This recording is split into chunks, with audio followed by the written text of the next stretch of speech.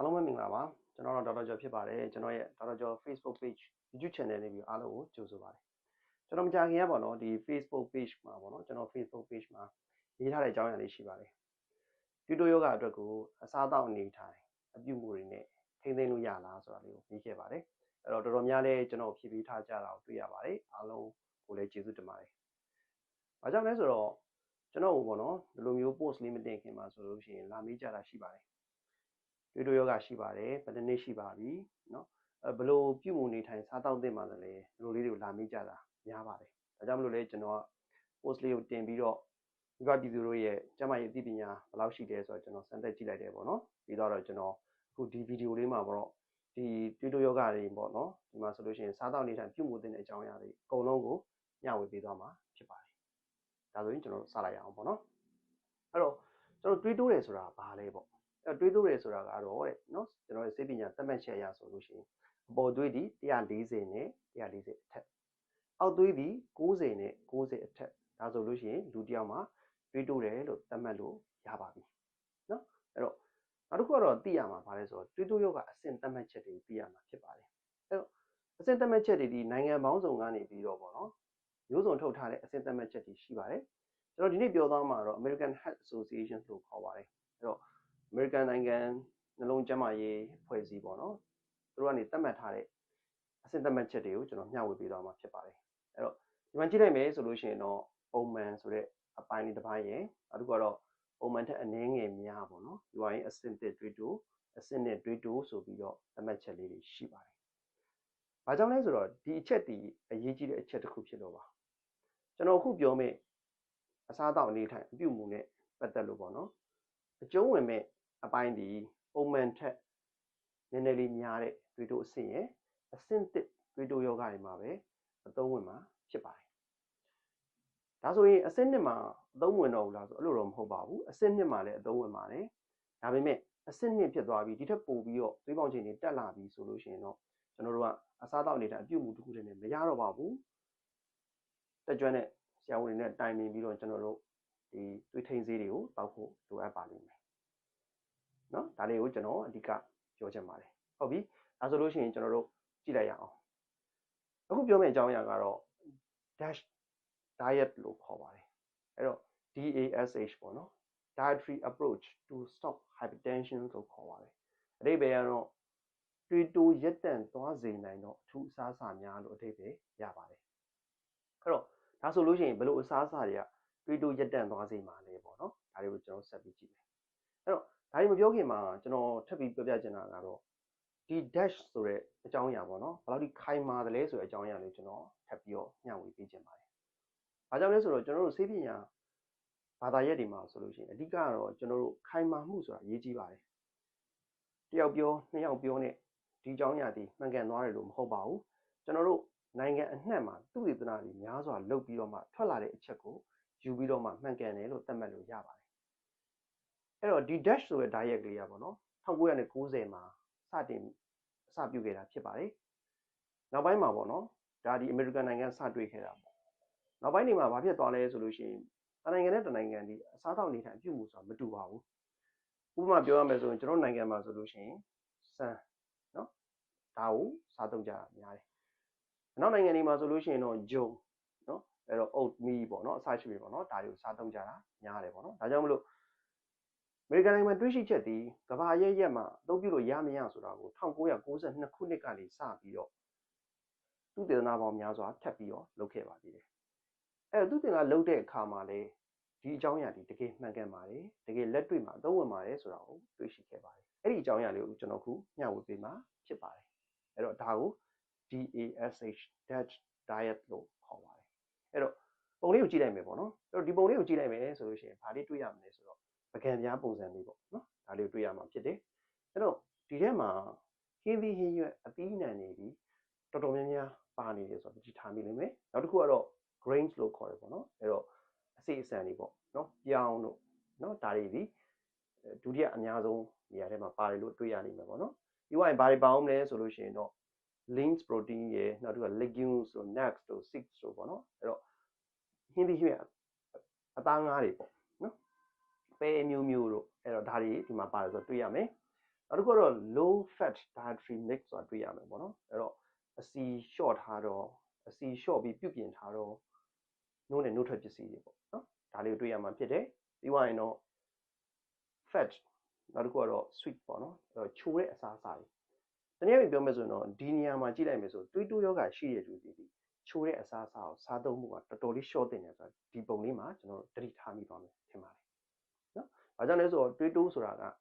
စီဂျိုနေကတငယ်ချင်းလိုပဲပေါ့နော်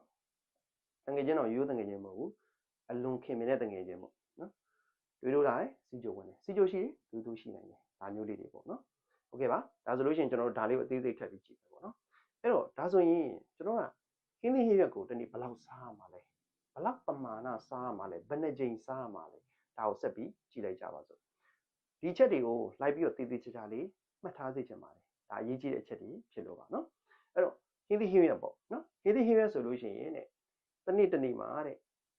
4 to 5 serving လို့ခေါ်တာပေါ့နော်။အဲ့တော့တနည်းအားဖြင့်ပြောရမယ်ဆိုရင်တော့4ချိန်5ချိန်စားလို့ရတာပေါ့နော်။တစ်ခါစားတဲ့အခါမှာဆိုလို့ရှိရင်ချက်ပြုတ်ပြီးသား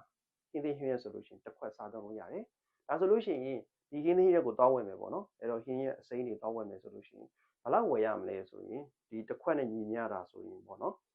950 gram နဲ့ညီမျှပါတယ်နော်950 gram နဲ့ညီမျှတယ်အဲ့တော့တချို့ market တွေမှာဆိုလို့ရှိရင်ရှိရပေါ့နော်အဲ့တော့ကိုကဘယ်လောက်ယူလိုက်တာလဲယူရဲ့ပမာဏကိုချိန်ဝင်နဲ့ထည့်လိုက်တယ်ဘယ်လောက် gram ရှိရလဲပေါ့နော်ဒီလိုခံမှန်းကြည့်လေးပေါ့နော်အဲ့လိုမဟုတ်ဘူးဈေးမှာသွားဝယ်တယ်ဆိုလို့ရှိရင်လည်းခံမှန်းကြည့်လေးပေါ့နော်ကျွန်တော်တို့ဟိုတယောက်စာလေးပေါ့နော်ဒီလိုလေးခံမှန်းလို့ရပါတယ်ဟင်းသီးရွက်ဘာကြောင့်လဲဆိုဟင်းသီးရွက်ကပို့သွားလဲဘာမှပြဿနာမရှိဘူးလေနော်ဒါကြောင့်မလို့ဒီလိုလေးမှတ်ထားရင်ရပါတယ်နောက်တစ်ခုကတော့ဗာလဲဆိုတော့အသီးနှံတွေပေါ့နော်အသီးနှံမှာဆိုလို့ရှိရင်လည်းအလဲအလက်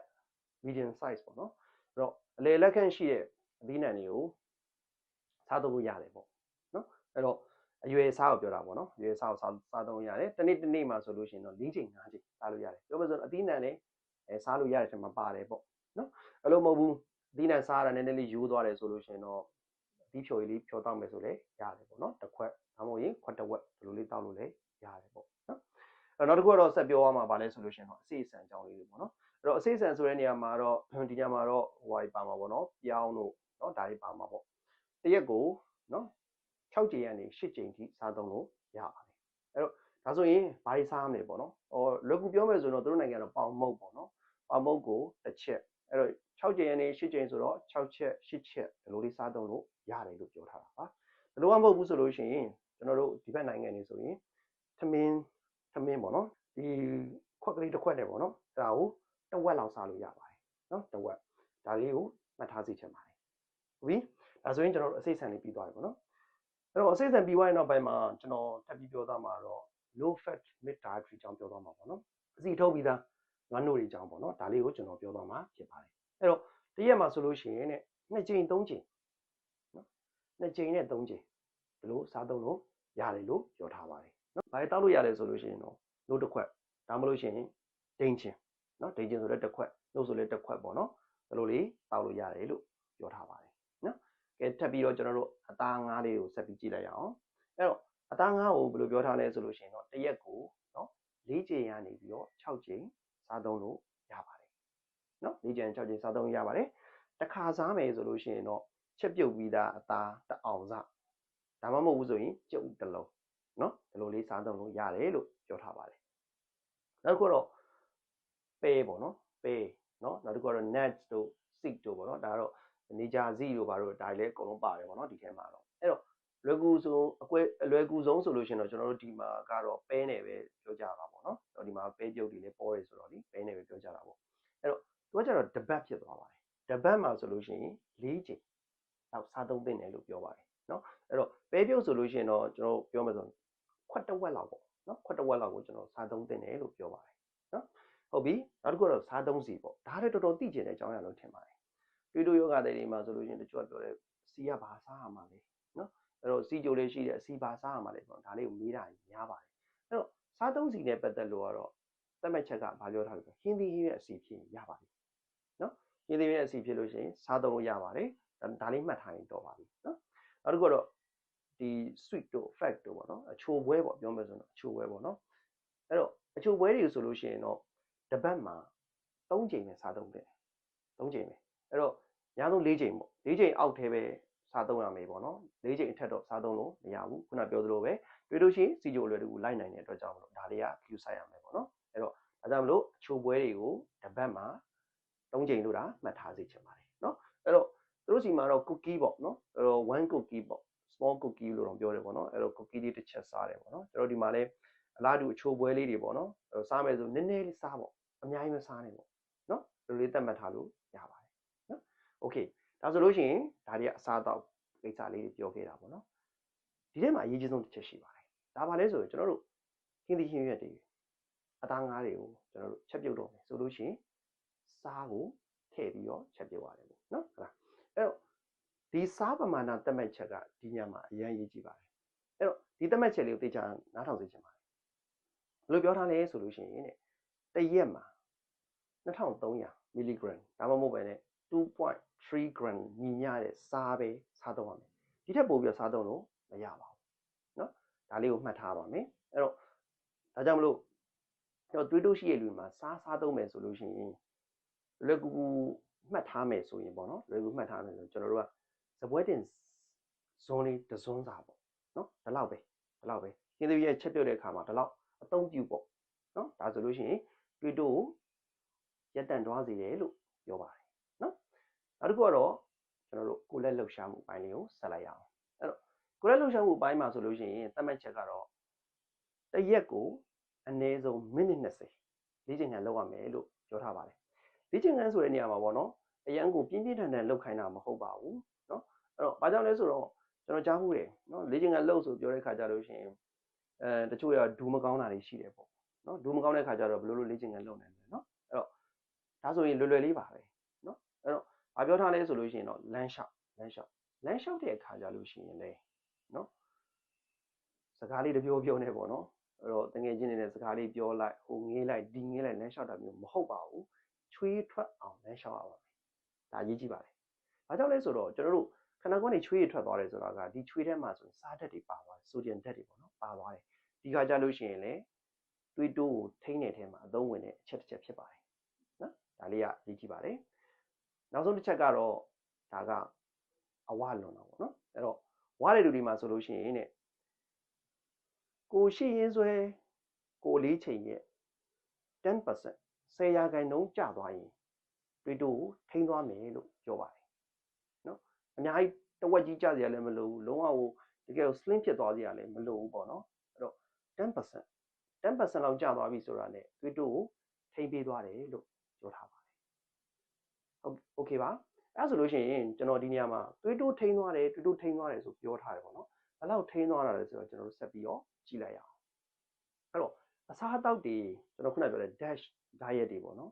စားသုံးမယ်ဆိုလို့ရှိရင်လည်းအပေါ်တွေးပေါင်ချိန်ကို17 mm mercury ထိန်းသိမ်းပေးပါတယ်ဒီပဲကတော့ရှင်းရင်ဆိုရင်အပေါ်တွေးရနေပြီးတော့17ထိကျသွားနိုင်တယ်လို့ပြောထားတာပါနောက်တစ်ခုကတော့စားနဲ့ပတ်သက်လို့ပေါ့နော်စားကိုခုနသတ်မှတ်ချက်အတိုင်းပဲစားသုံးမယ်ဆိုလို့ရှိရင်တဲ့အပေါ်တွေးကို6 mm mercury ကျသွားနိုင်တယ်လို့ပြောထားပါတယ်နောက်တစ်ခုကတော့ဒီကိုလက်လှုပ်ရှားလောက်တာရဲ့ဝေးလျှော့တာရဲ့ပေါ့နော်ဒီနှစ်ခုကိုလိုက်နာမယ်ဆိုလို့ရှိရင်တော့ရှင်းရတဲ့သွေးပေါင်ချိန်ကနေပြီးတော့5 mm mercury ကျသွားနိုင်တယ်လို့သတ်မှတ်ချက်လေးတွေရှိပါတယ်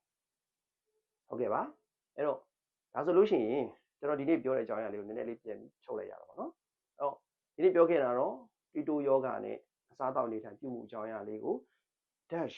diet နဲ့ကျွန်တော်မျှဝေခဲ့တာဖြစ်ပါတယ်အဲ့တော့ဒီ diet ဒီတွေးတိုးယောဂအဆင့်သတ်မှတ်ချက်ပေါ်တော့မူတည်ပါတယ်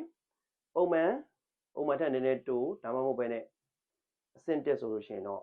ဒီတစ်ခုတည်းနဲ့တင်အဆင့်ပြေပါတယ်ဒီလိုမှမဟုတ်ဘူးအဆင့်တက်ထက်တက်ပြီးတော့ညားသွားတဲ့တွေးတိုးယောဂတွေဆိုလို့ရှိရင်တော့ဒီတစ်ခုတည်းမရပါဘူးเนาะဘာတွေပါလိုက်နာရမလဲဆိုလို့ရှိရင်တော့ကျွန်တော်တို့ကတက်ကြွတဲ့ဆရာဝန်တွေပြမယ်တွေးထိန်းစေတွေကိုမှန်မှန်တောက်သုံးဖို့အတွက်လိုအပ်ပါတယ်ဒီနေ့အတွက်ဗီဒီယိုလေးကတော့ဒီလောက်ပါပဲအဲ့တော့အခုဒီဗီဒီယိုလေးရပါတော့မိဘပြည်သူတို့ပဲဖြစ်မိဘပြည်သူနဲ့ခင်မရင်းနှီးတဲ့เนาะမိတ်ဆွေတငယ်ချင်းအပေါင်းအသင်းပဲဖြစ်အကျိုးရှိမယ်ဆိုလို့ရှိရင်တော့ထပ်မံပြီး share ပေးဖို့အတွက်ကျွန်တော်တောင်းဆိုချင်ပါတယ်အားလုံးကိုကျေးဇူးတင်ပါတယ်